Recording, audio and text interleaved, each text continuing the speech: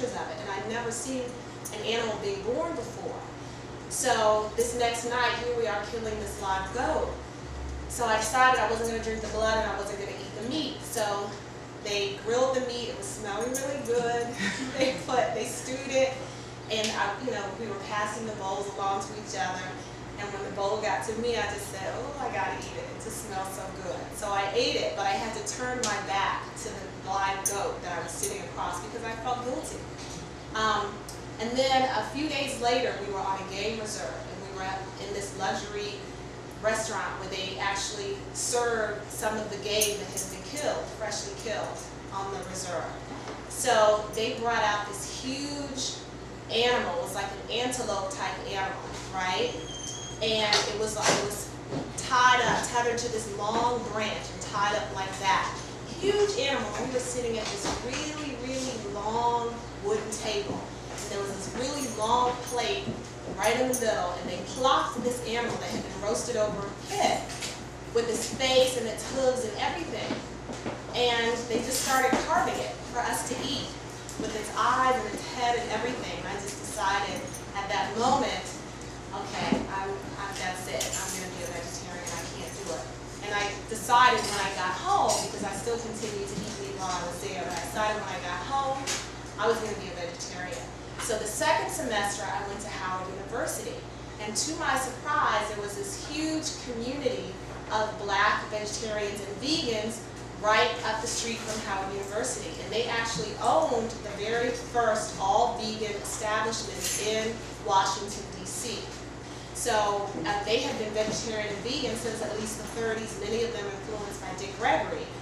And this community was thriving. They had cafes and restaurants and bookstores. So I just kind of immersed myself in this community, took cooking classes, learned more about how to do this, so that by the time I went back to Amherst for my senior year, I was no longer tempted by any of the food that they served there.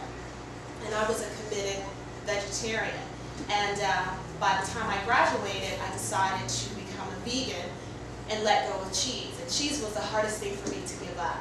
And as I like to tell people, cheese still smells good to me. Melted cheese, I could just walk by a pizza place, really sit in a pizza place with no problem, because it smells divine.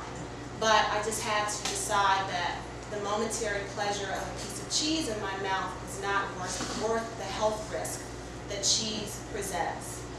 But that was purely mind over matter. So it's been about 20 years since then, and I went on to get a degree in public health nutrition, and really just to kind of talk about veganism and why it's so important for people to eat more plant-based foods to improve their health.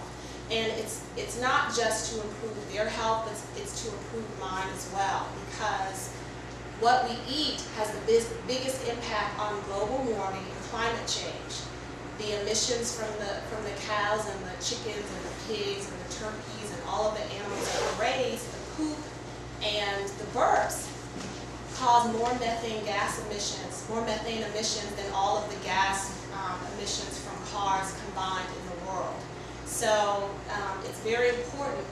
A lot of times people complain about the weather and the climate issues we're beginning to see, and I just really want to say, well, maybe you should stop eating hamburgers. But I don't. But I know that is the direct cause. That's the direct link. And so it's not just about me learning how to eat healthier and going on my merry way and leading a disease-free life.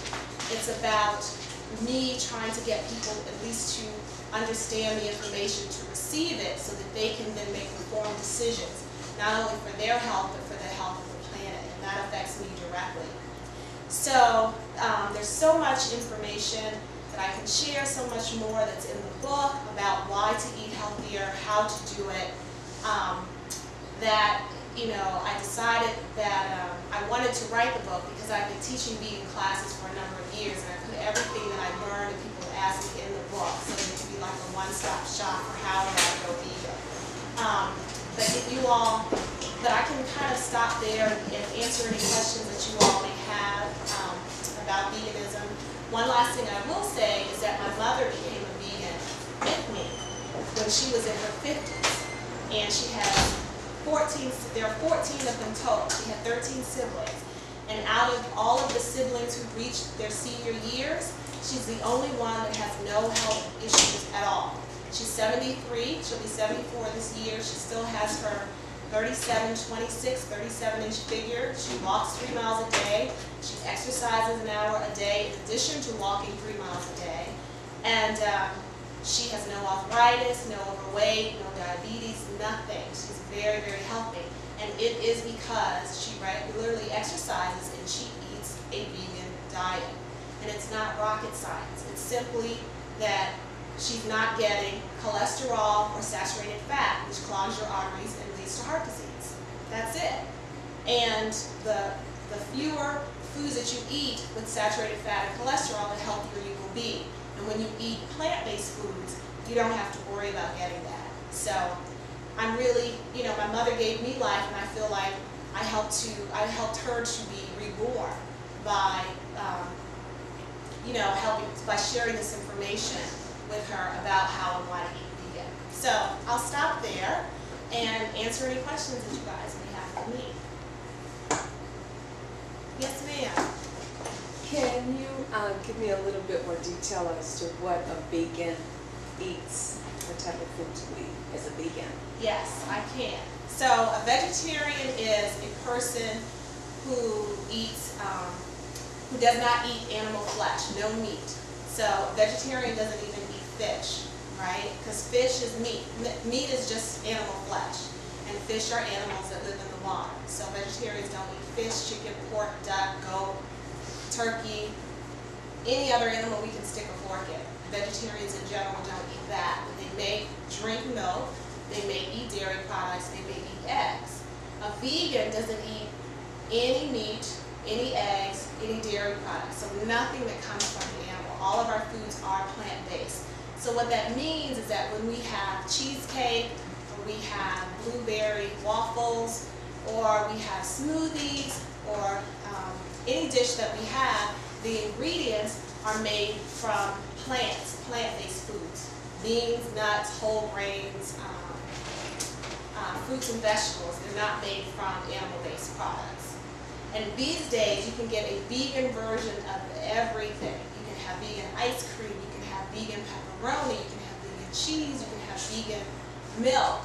So we just went to Chicago City Diner. We've actually been there 3 times now in a day and a half. And the food is divine. They have everything you can imagine.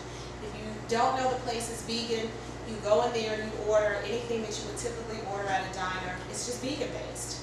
So that's it in a nutshell. Everything that we eat comes from plants. It comes from plant-based foods. Yes, sir. How you doing? Good, how are you? Good. First of all, I'm very impressed with anybody who would take on the lifestyle of a vegan based on what's required and discipline and everything that's involved. I'm most impressed that if you're able, anyone, including yourself, talking about it, they would transition their life from eating regular foods go all the way to the extreme, eating nothing but plant-based foods rather than anything from animal. I mean, that's going to be a pretty incredible transition for anyone. What would be the word of encouragement for somebody that's trying to switch their lifestyle, eating habits? Right. Well,